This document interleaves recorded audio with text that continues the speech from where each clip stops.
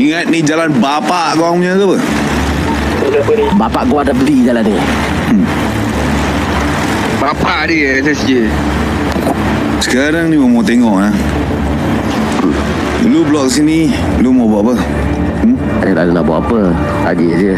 Tapi lain kali lu kalau nak blok blok mesti cun-cun. Lu tengok budak kau lagi ramai budak lu. Tak kisah pun. Bukannya korang boleh buat apa pun. Betul, sebab lu orang lindung dengan baju lu orang ni. Lu berani, lu buka lu punya baju, lu tengok apa nasib lu lah, sial.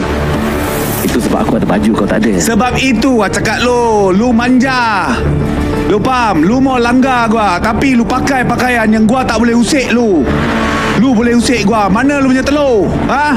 Kata gangster kasih hentam gua tengok. Kau nak cuba di Pablo?